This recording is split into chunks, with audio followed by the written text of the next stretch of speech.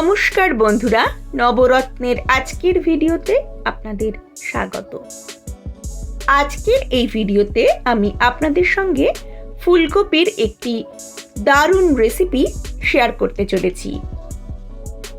ফুলকপি তো আমরা শীতকালে খেয়েই থাকি, সেই ফুলকপিকেই আজ আমি একটু অন্যরকমভাবে করে দেখাচ্ছি। তার জন্য ফুলকপিকে আমি ছোট ছোট করে টুকরো করে কেটে নিয়েছি। একটা পাত্রে সাদা তেল গরম করে তাতে সামান্য ঘি অ্যাড করে দিলাম। তারপর তাতে ফুলকপির টুকরোগুলো দিয়ে ভেজে নেব। ফুলকপিতে আমি সামান্য নুন অ্যাড করে দিলাম। সব কিছুকে একটু নাড়াচাড়া করে খানিকক্ষণ একটু চাপা দিয়ে কুক করে নেব।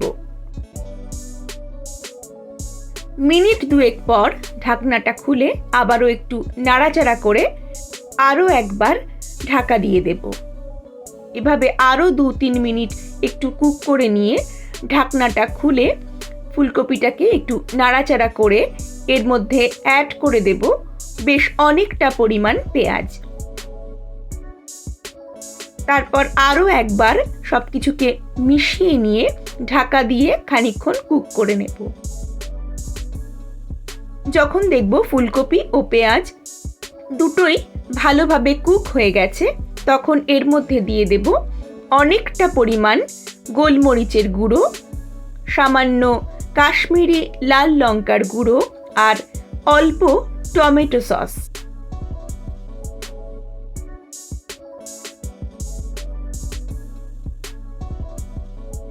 তারপর সব কিছুকে খুব ভালোভাবে মিশিয়ে নিয়ে এতে অ্যাড করে দেব একটু চিনি। চিনিটা আপনারা স্কিপও করতে পারেন, তবে আমি একটু চিনি দিলাম, তাতে স্বাদটা ভালো হয়।